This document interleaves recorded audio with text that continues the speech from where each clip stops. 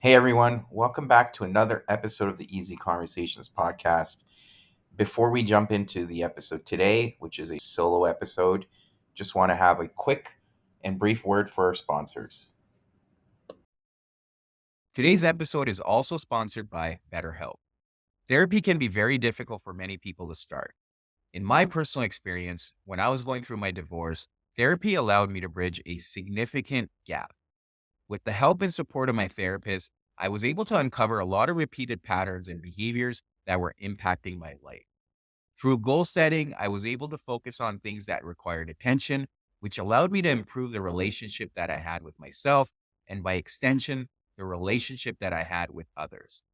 As a therapist, I've been able to see the positive benefits that clients are able to derive through healthy rapport and goal setting. BetterHelp allows a lot of flexibility where clients can schedule video sessions, sessions on the phone, or through messaging. In most cases, BetterHelp will match you up with a licensed therapist within 48 hours. If that's not a good fit for you, BetterHelp will work with you to find the right fit. Join over 4 million users today by following the link in the description or going to BetterHelp. That's HELP, betterhelp.com/easy10 to get 10% off your first month of therapy. This is another solo episode that I'm doing. It's become a bit of a theme around this time of the year. Started off as the focus on building healthy relationships with ourselves, especially around this time of the year, which can be very triggering for people. And those that don't know, I'm referring to Valentine's Day. Whether you're single or in a relationship, I think it's important to focus on that relationship with ourselves. So 2 years ago, I did an episode on how we can build a healthy relationship with ourselves. Last year, I did an episode on self-love, which was mainly the message I had put together in my book that I had released around this time last year. And this year, I want to focus on resilience. So I'll get into why resilience, but I'll give a bit of a background. It's a topic that I came across more so around mental health and how we can build resilience in a paper that I wrote two years ago. And I did a lot of research in terms of understanding how do we build resilience. And obviously, it's something that we can work with when we're children, but it's also something we can focus on adults. So those are some things I will cover in this episode as well today. However, the paper that I wrote was mainly focused on secure attachments because a lot of the times when we have insecure attachments in our childhood, that can impact our mental health, especially in adulthood. But the focus of the research I had done was to explain how building secure attachments, whether it's through therapy or friendships or relationships, can really help us overcome some of the difficulties that we are bound to encounter in our life. Now, in today's episode, I do want to step outside just the secure attachment domain and look at other things. And I do want to also explain what resilience is and some of the stuff I came across in the research I was doing. Now, these are things we can also work on through therapy. So some of the common therapy modalities that I came across or people that may be familiar with are CBT, so cognitive behavioral therapy, and ACT, acceptance and commitment therapy. So those are some tools or modalities people can use, and that can also help with resilience. Another thing that I'd come across was that could really be helpful is having a differentiated sense of self. Now, what does that mean?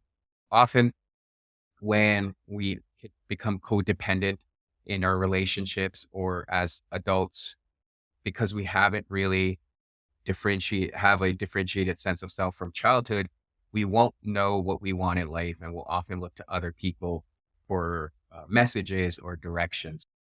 Having that differentiated sense of self can be very helpful and can make a big impact. So that's something I also wanted to focus on. Now, I also do want to caution because a lot of the times, and this is not something I'm trying to relay in this episode, is when we're going through something difficult, people will say, look at the opportunity here. How can you face it head on? Or it's just something you'll have to get through. That's not the point of this episode. I think we have to experience everything. We have to give ourselves permission to feel the things. And my goal here is to explain how we can overcome some of those obstacles or the adversity that we are bound to experience in life. And I think often it is good to experience adversity because it does help us become resilient. So I'm not trying to push the message that, oh, have this positive view on life, even if you're struggling with things. So that's the toxic positivity side.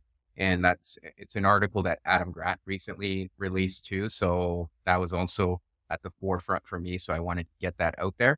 But what I'm trying to get at is a lot of the times when we do experience tough situations or hardships, they can become debilitating for us. And this is where resilience can be beneficial. The other thing I do want to debunk here is in a lot of the research I came across, unfortunately, in the world of psychology, the opposite of resilience is often referred to as vulnerability. Now, in that context, what they mean is, are we vulnerable to stress, to adversity? It doesn't mean that it should be considered as weakness. It's just how do we overcome those things? So again, I just wanted to highlight that because I don't want to give the conflicting message that a lot of the times, myself included, a lot of people will preach that, hey, we need to be vulnerable. We need to be able to express ourselves and be honest about our feelings. And that's not what this is about, that we shouldn't be vulnerable. We should be resilient. I think you can be both. And I just wanted to, again, get that out there. Those are the main reasons why I wanted to do this episode. The other thing I wanted to touch on is you don't want to fall into that victim state. That's why I think resilience is also important. A lot of the times it's important to be able to label something and have language to explain it, whether you're experiencing anxiety or depression. It's okay to be able to speak about it, but don't let that victimize yourself. So again, have that resilient mindset to face it and overcome it. So those are some things I wanted to put out there right away from at the beginning and also give some context around why I wanted to do this episode. So one of the first pieces of research I came across was very important and I found useful. It's a paper around mental fortitude training. And the authors here are David Fletcher and Mustafa Sarkar. This one was written in 2016 or published in 2016. So I'll put all the articles that I'm going to be referring to in this episode in the show notes. I think these authors have done a pretty good job because there's another article of theirs that I came across that I'll be referring to around how Olympic athletes develop resilience. So their focus was primarily on athletes, but some of the things that they covered that I'll share with you guys and I talk through. But first of all, I think it's important to define in this context, psychological resilience refers to the ability to use personal qualities to withstand pressure. So sounds about right and straightforward.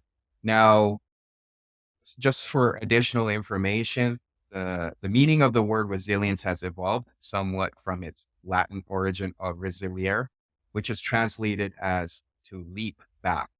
So just additional information. They also talk about two kinds of resilience in the etymology of the word, but there's robust resilience. So that refers to the protective quality reflected in a person and them maintaining their well-being and performance when under pressure. If you're experiencing a stressful situation and you're able to still maintain your focus and still get through the day, that's considered robust resilience in this context. The other piece they talk about here is rebound resilience. So how quickly you're able to bounce back from a difficult situation. And yeah, so they define it as the ability to bounce back reflected in minor or temporary disruptions to a person's well-being and performance when under pressure and return to normal functioning. So I've talked about this quite a bit in terms of maintaining almost a homeostasis, emotional regulation. And I'll come back to that too. There's some discussion around that in some of the other articles, but you are going to experience highs and lows of life. And what I like to tell people is you don't want to get too high or too low. How can you maintain that balance? So when you do have these occasional bumps and blips happening in your day to day life, how quickly are you able to navigate those? And that's essentially what this rebound resilience is talking about. How are you able to encounter these situations in life and not let them debilitate? So just something there. So one of the things they did talk about in terms of the psychological resilience, and they referred to it as mental fortitude. And then as I mentioned earlier, when we were talking about the opposite of resilience, the vulnerable aspect. So they explain it here. Vulnerable people tend to succumb to pressure with it significantly affecting their well-being and or performance. So just making sure we understand how vulnerability is used in this context. There's a few things I will cover in this aspect as well. There's another interesting article I came across when we were talking about just defining resilience. This one is Resilience in Psychology, a critical analysis of the concept. I found this interesting just for personal reasons, but with the rise of positive psychology, this is what this article talks about, that we're talking a lot about resilience. In more so in the Western world, the author here is Silke Schwartz from the University of Berlin. I'll explain why it was interesting, but they basically say in the mental health system, there's a division between the sick and healthy or the vulnerable and resilient. And the reason why I found this interesting is he draws parallels to capitalism and refers to Karl Marx and says the economic resources are fundamentally unevenly distributed between the elite and the masses. And then the parallel that they draw here is just like the mental health system with its division between the sick and healthy or the vulnerable and resilient. They're obviously pointing out an issue that they see in positive psychology. I just thought that was interesting. And then the other thing they touch on here is the common psychological understandings of resilience. Generally speaking, an individual's stressful life circumstances were considered only in terms of their potential to negatively affect that individual's ability to function mentally, physically, and socially. Since the 1990s, there's been a gradual expansion in the perspective which focuses on the diversity of human responses to extreme stress. So there's various factors that promote personal assets and protect individuals from the negative appraisal of stressors. And then they extend that idea further where they talk about often that social support, which is one of the important things that can help with resilience, and I'll touch on that later, is often extended to people or it's dependent upon power and status. And certain people are nested in settings which offer them rank and privilege. Those lacking in status and power suffer social discrimination almost independently of their own behavior. Again, they're just trying to make this claim or demonstrate that perhaps there is that difference between the working class and the elite, which is part of what the whole argument was for communism and Karl Marx's work. So I did find that interesting and wanted to just share that for discussion. I don't know if I fully agree with what's been presented here, but I could see some truth to it. And this is why I find this information helpful. And I like to come across these things because then it gives me an opportunity to think about them from a different light. And what this allowed me to think about was, again, what I mentioned earlier in terms of how a lot of the times, if things are happening to us, we can fall into that victim mindset and then consider ourselves to be victims. So if we take that approach, and one of the knocks against the Marxist view or communism in general was that, again, creating this victim mindset, the working class, we're not part of the elite, and then opportunities aren't given to us and they're taking advantage of us. Again, not to get into this debate right now, but just drawing that parallel, thinking about it in terms of that victim mindset and why being resilient can be helpful and not letting those stressors consume us and say, hey, I'm at the mercy of what's going on with. So now I will get into how, now that we've talked through resilience, what can we do about it? How can we build resilience into our life? So There's a few articles that I came across. The first one I'll talk about, which I had mentioned earlier, was the work of Mustafa Sirkar and David Fletcher. So there's one from they did around developing resilience and lessons learned from Olympic champions, and the other one that I've mentioned previously. So what they're talking about here is psychological skills are defined as the cognitive effective techniques and processes that are strategically used by an individual to enhance and optimize his or her functioning. And they just build on that to say that often we are able to use in combination and build this sense of resilience across a continuum. One of the things they do here and explain is how mental fortitude can be broken into three components. So there's the personal qualities, there's a challenge mindset, and a facilitative environment. And in their work, what they recommend is you need to have all three.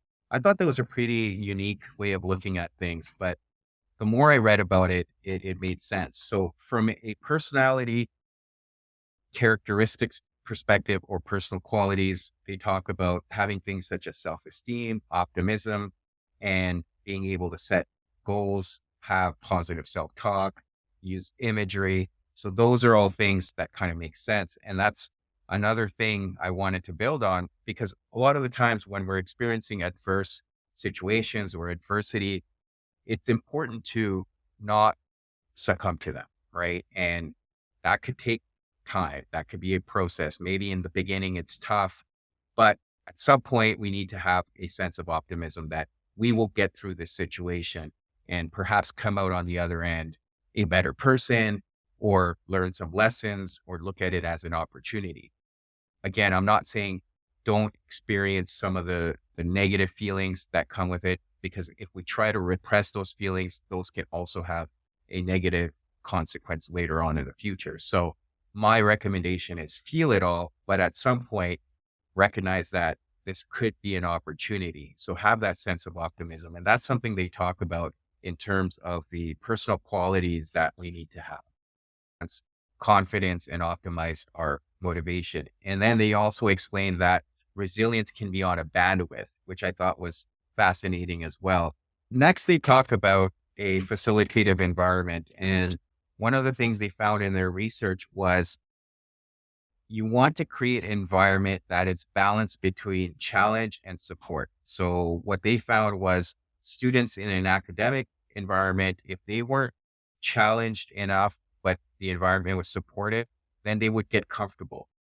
Or if they were challenged too much and there wasn't enough support, then they would feel like the environment was unrelenting. So the optimal situation you want is having enough challenge, high enough challenge and high enough support where the environment is actually facilitated. So again, if you're looking to build resilience, try to recognize, are you challenging yourself enough? And this overlaps with another paper I came across, which was around the beliefs about willpower determine the impact of glucose and self-control. This one was published in 2013. Basically, what the authors found here was people who view willpower as limited and easily depleted often struggled with self-control, and especially after sugar consumption. And in the alternative, people who view willpower as plentiful, that is a non-limited resource, they showed no benefits from glucose. So it was basically a mindset thing where essentially if people believe that willpower was easily depleted, then they needed sugar to be able to perform. Whereas the ones that believed or had this confidence, which I touched on earlier, confidence in terms of their own willpower, then they had no benefits from sugar.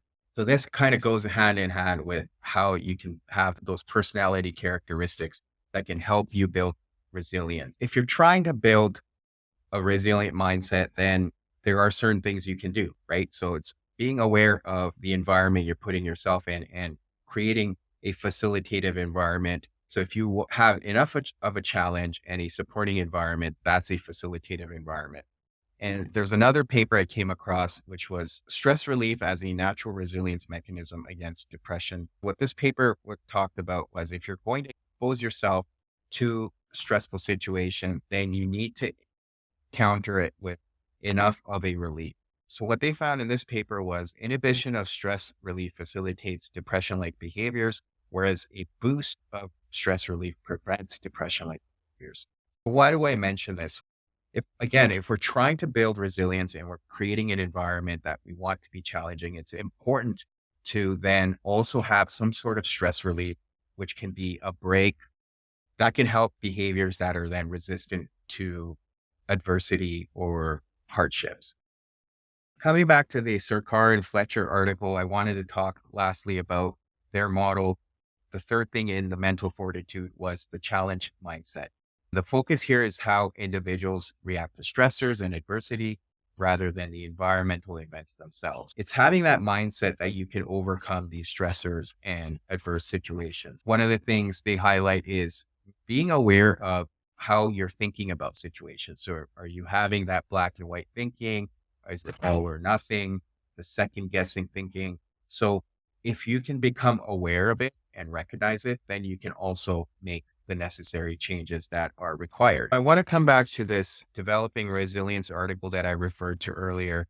And essentially what the authors, Surkar and Fletcher, talk about in terms of tips that they got from Olympic athletes in terms of how they were able to manage high performance and persevere, looking at setbacks as an opportunity. So looking at those opportunities as a form of growth and mastery. How can you take the lessons? So if you were able to translate that to our daily lives, obviously we're going to experience different situations, adversity. How can we take those opportunities to grow and learn from them and then apply those lessons?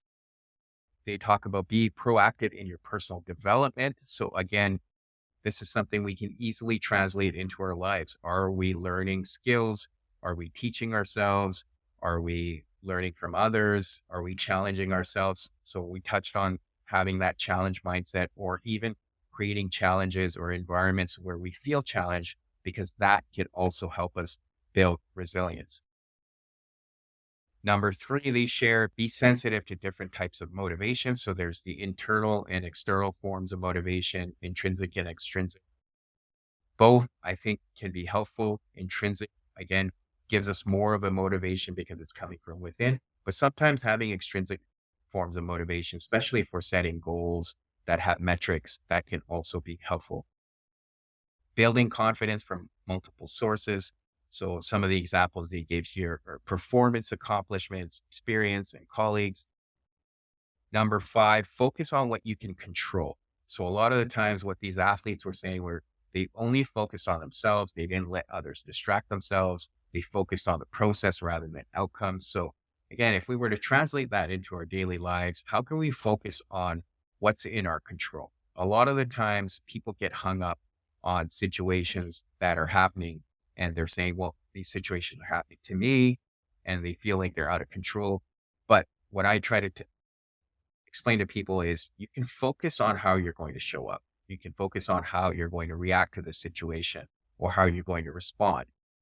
So a lot of the times there's a lot of agency that comes with recognizing what's in your control rather than focusing on everything, focusing on outcomes or circumstances that might not be in your control. So that's also important. And then take specific steps to obtain that support that you need. So we talked about, again, creating the right environment, being aware of who you're spending your time with, who you're socializing with. Are people that you're around, are they lifting you up or are they putting you down? So those are all important things. And I think these are all things that we can apply in our lives.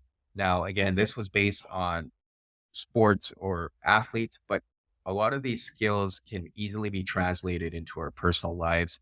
And these are some things we can apply. So bring it full circle. What we talked about here is what's resilience? Why is it important? And how can we build resilience? So I touched on some of the sources that I was able to come across. There's a lot of things we can do. It's putting ourselves in challenging situations. A lot of the research that I did review here today, one of the things was consistent. Often we need to build that willpower. Often it requires us to voluntarily expose ourselves to these things so we can build that muscle memory. So then when the difficult situations do arrive, we're able to face them head on. One of the examples I use is I take cold showers. So I'm exposing myself to the cold, which is not easy, but it's allowing me to voluntarily expose myself to this stressor. So when other stressors come up during the day, I'm able to navigate them. Therefore, it was important to touch on all the ways we can build resiliency into our life. They were pretty consistent, all the information from study to study. So that kind of shows that whole reliability and validity piece. I did want to mention one thing though, in the developing resilience paper where they talked to Olympic champions, they only interviewed 12 Olympic champions. So the sample size was pretty small. So take that with a grain of salt. But again, they're just highlighting some commonalities that these champions or athletes were prescribing or recommending in terms of how they were able to build a resilient mindset. So I just wanted to highlight that. And then even in the willpower around the impact of glucose on self-control, small sample size, but it was represented in another study that I talk about, but I've talked about it previously. It was a study done by Yale where they gave 380 calorie milkshakes to participants. And then half the participants, they told that they were getting a 620 calorie milkshake. And then the other half, they told that they were getting a 140 calorie milkshake. And then they tested ghrelin levels in their system. So ghrelin is a hormone that shows up in the body when to demonstrate if we're hungry or not. The 640 calorie milkshake participants had a ghrelin spike, whereas the 140 calorie milkshake participants had a flat ghrelin. So basically that demonstrates that again, our mindset is really powerful, which was demonstrated in that study, as well as the other willpower study that I'd referred to. So it's important, again, to focus on your mindset and how you can build a resilient mindset. And sometimes it's just having that sense of optimism and telling yourself you can get through a difficult situation. So I just wanted to reinforce that again. It was definitely demonstrated in the studies. One of the things I also wanted to highlight was even being mindful of how we're treating our children, right? So a lot of the times we're trying to overprotect our children and make sure that they don't experience adversity. Now, I'm not saying we want to create situations where there are adverse situations, but as I talked about earlier, when children are able to experience difficult situations or overcome obstacles, they're able to have that differentiated sense of self. And then they can carry that into adulthood. So they're building those skills early in life to overcome adversity. You often see that. And again, when we talked about the definition of resilience and the overlap with positive psychology and how the author was making parallels with Karl Marx's work, it's important to recognize a lot of people that are in developing countries often experience adversity than people in developed countries. So they have a stronger mindset. Sometimes they experience way too much and often that can be debilitating. But overall, you find that they're able to experience adversity and overcome it. This is something I can relate to personally. A lot of people have asked me about being a first generation Canadian and being born to immigrant parents. So I did see that in my parents firsthand. They had to leave their families behind and move to new countries, learn a new language, learn how to work in this environment. So growing up, I was able to watch them be resilient and overcome a lot of difficult situations. And fortunately, being able to witness that and having that role model for me, and then my parents instilling some of those qualities in me and reminding me about working hard really helped me build a resilient mindset. So again, recognizing some of the things we talked about earlier. Are you creating the appropriate challenges for yourself? Are you setting goals? Those could be physical or even intellectual in nature. So there's that aspect of personal development too that we talk about a lot, but we don't get into the details of why that's important. We want to be able to stretch ourselves or set goals and challenges that are allowing us to expand our mind or our bodies. And that can help us also proactively build resilience. So we're not then waiting for difficult situations to arise. Then the other part of maintaining optimism when we do experience difficult situations. Now, again, being careful, like I mentioned earlier, there is that fine line as we now know that there could be toxic positivity, but recognizing that, okay, this is a difficult situation. I may not see the outcome right now. I may not see the light at the end of the tunnel, but how can I ride this through, use some of the skills that I've been developing and work past this situation? That's where that optimism can be very beneficial.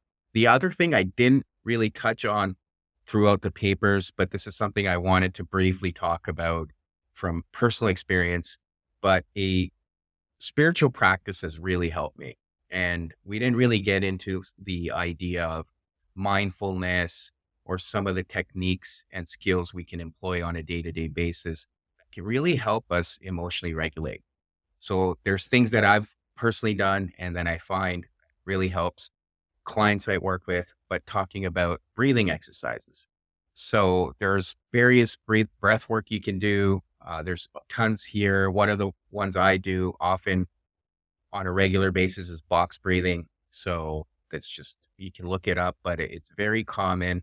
And that helps me in the moment, especially if there's a stressful situation and I can disconnect from that stress and take a step back. So there's that whole analogy I use around standing in front of the elephant. So when you're standing in front of the elephant, you don't really have a perspective of what you're seeing. So when you take several steps back, then you're able to see the elephant for what it is. So that's how I try to approach stressful situations. When you're in there, you have tunnel vision and it's hard for you to see what's going on. But when you're able to step back, then you're able to get a better perspective and outlook on perhaps what's going on. And that's where I find breathing can really help because then you're able to take a pause and step back and see, okay, the situation is not as bad as I think, or there are things I can do about it, or I can maybe do what's in my control right now and see how things play out rather than getting completely consumed by it and feeling stressed. So there's that piece, breath work for sure. Meditation really helps people. And I try to, again, remind people that meditation isn't always just being able to sit in a room and with your legs crossed and your eyes shut. I find when I'm exercising, I'm working out, or I'm going for walks, or sometimes even when I'm cooking, that can be meditative for me. So trying to recognize that meditation is being present, being able to shut off those thoughts that are always consuming us.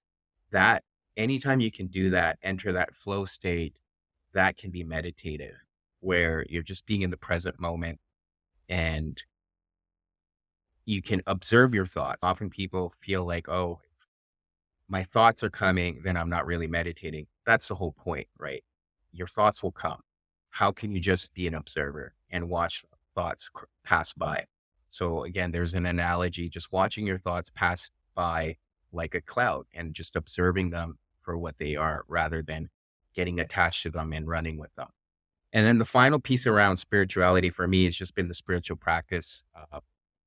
Personally, for me, just surrendering to something higher power, just recognizing that there's something out there and I can't put it into words, but having this belief and knowing that if I continue to do what's in my control and focusing on doing the best I can, things will work out. And I can attest to that. That's something I've experienced. So just again, being present and focusing on the things that are within my control and doing the best I can. So that's been very helpful for me. And I wanted to touch on that.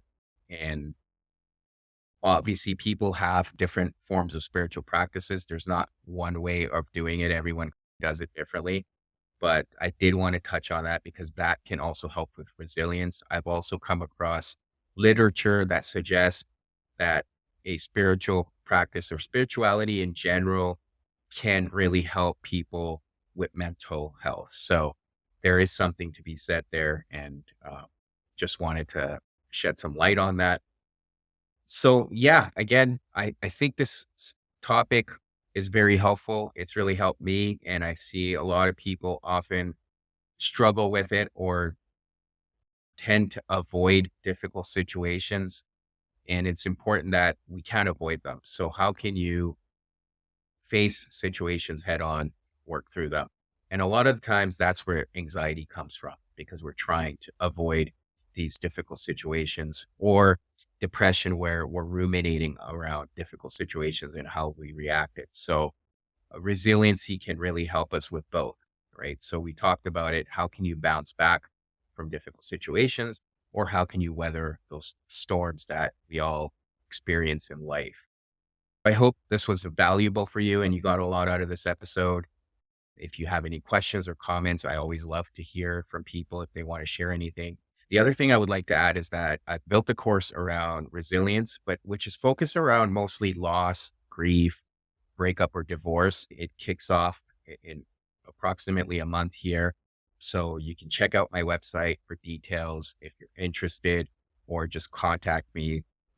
So it will be online, and it's 4 weeks with 2-hour sessions each week.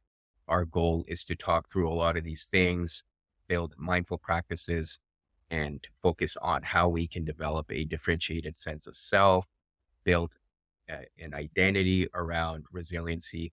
So those are things that we'll cover in the course. And as always, yeah, thank you for checking out this episode.